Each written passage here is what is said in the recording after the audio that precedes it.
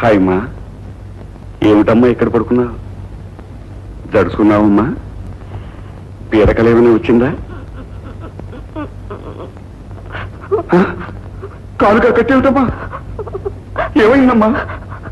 ఏం జరిగింది హాయ్ మా?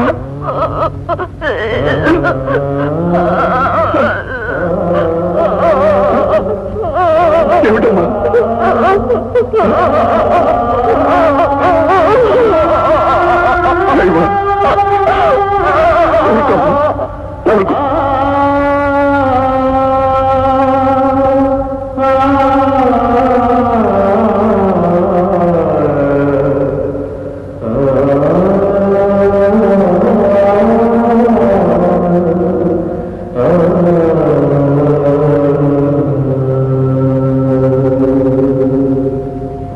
పుట్టినప్పుడు పుత్తడి బొమ్మలా ఉంటే మీ ఇంట్లో పుట్టింది హైమ కాదు, సాక్షాత్తు ఆ ఆండాళ్లే వెలిసింది అనుకున్నానయ్యా రుద్రయ్య. కానీ ఆ పెరుమాళ్ళు అన్ని కష్టాలు ఈ పిల్లకే రాసి పెడతాడని కలలో కూడా ఊహించలేదయ్యా. అందుకే రామానుజయ్య తొందరగా దానికి పెళ్లి చేసి ఈ నరకంలో నుంచి బయటకు పంపేయాలనుకుంటున్నాను. ఆ వచ్చేవాడు కసాయివాడైనా ఇంతకంటే సుఖపడుతుందేమోనని ఆశ. ఆ పని నువ్వు చెయ్యాలనుకుంటే వెంటనే ముహూర్తం పెట్టించేద్దాం, దానికే ఉంది. అందుకే నీకు తెలిసిన కుర్రవాడు ఎవరైనా ఉంటే చూడు.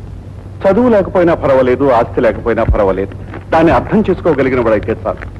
నాయనా, అది మొగదైనా నీ దాసిగా నువ్వు పెట్టే పట్టెడన్నంతో నీ ఇల్లు చూసుకుంటూ ఉంటుంది. దానికింత నీడ కల్పించు బాబు అని కాళ్ళు గడ్డం పట్టుకుని బ్రతిమాలుకుంటాను. అదేమిటయ్యా, ఎవడో పరాయవాడు కాళ్ళు పట్టుకుని బ్రతిమాలే కర్మ నీకెందుకయ్యా? అయినవాడు నీ అదుపాజ్ఞంలో ఉన్నవాడు నీ మేనలుడే ఉండగా. తమ్ముడు తమ్ముడు నీళ్ళు పెట్టి ఎంతసేపు అయిందిరా? వచ్చి స్నానం చేసి తర్వాత తీరిక మాట్లాడుకోకూడదు. చిట్టమ్మా, ఇంతకన్నా మంచి రోజు లేదు, ఒక్కసారి వెళ్ళరా. మీకేం నాయనా, దేవుడు తాళాలు మీ చేతిలో ఉన్నాయి. మీకు తీరికైనప్పుడే ఆ దేవుడు తన పని తను చేసుకుంటాడు. నాకెలా కుదురుతుంది చెప్పండి? ఒప్పుకున్నావు కదా, అయితే ఆ దేవుడి మనిషిగా నేను ఒక్క మాట చెప్తాను, వింటావు? చిట్టమ్మా, హైమన్ని కోడలుగా చేసుకోవాలమ్మా, ఇది నా సలహా. మీ తమ్ముడు సొంత తమ్ముడు అటు ఆరోగ్యం చెడి ఇటు రాబడి లేకుండా పోయి కష్టపడుతున్నాడని ఇంటికి తీసుకొచ్చి పెట్టిన దానికి సంతోషించడానికి బదులు ఇప్పుడు ఒకదాన్ని నా కొడుకు కష్టపెట్టాలని చూస్తున్నారా? బాగుందండి, చాలా బాగుంది. ఇదిగో తమ్ముడు, నీకు కావాలంటే 1000-2000 నా దగ్గర వడ్డీ లేకుండా తీసుకుని నీ కూతురు పెళ్లి చేయొచ్చు గాని ఇలాంటి ఆలోచనలు మాత్రం చేయొచ్చు. అంత్యనిష్ఠూరం కంటే ఆదినిష్ఠూరం మీరు. ఏనాడో పాపం చేసి అవిటి వాడినై అన్నిటికీ చెడి నీ దయాధర్మంతో బతుకుతున్నాను. ఈనాడు నా కూతుర్ని నీ కొడుకు కట్టి వాడి బతుకు కూడా ఎందుకు నాశనం చేస్తానమ్మా? ఏదో తోడబుట్టిన దానివి, ఇంత సహాయం చేసిన దానివి, ఈ పుణ్యం కూడా కట్టుకుని ఆ మోగదాన్ని నీ కడుపులో పెట్టుకుంటావేమోనని ఆయన అపోహపడ్డాడు. అదే జరిగింది. మండే నా గుండె మీద ఈయన నీళ్లు తల్లిన దాని అవుతావేమోనని లోపల ఆశపడ్డాను. అంతేనమ్మా, అంతే. దాని పెళ్లే గనక జరగపోతే నా చేతోనే దానికింత విషం ఇచ్చి దాన్ని చెరవిడిపిస్తాను, కానీ దాని భారం మాత్రం నీ మీద వేయనమ్మా. నా మాటనం. ఇంట్లో మిరపకాయలు లేవు. తర్వాత తిరిగి కొండుకొని ముందు బయటికి రావమ్మా.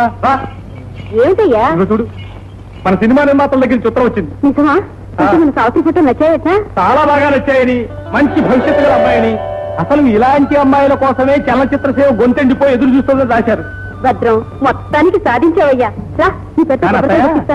ద్రాక్ష పండులో గింజలాగా వచ్చింది అడ్డొచ్చి పడిందమ్మా. ఏమిటయ్యా? అంటే పెద్ద ఇదే లేదనుకో. ఎకాయికి నాయక వేషం వేయాలంటే ఆ డ్రెస్సులకి వాటికి 5000 కట్టాలి. పక్క వేషం అయితే 1000 చాలు. అమ్మో, అంత డబ్బే? పోనీ అమ్మాయి ఒకసారి తెర మీద కనిపిస్తే చూసిన వాళ్ళకి ఆశ కలుగుతుందేమో.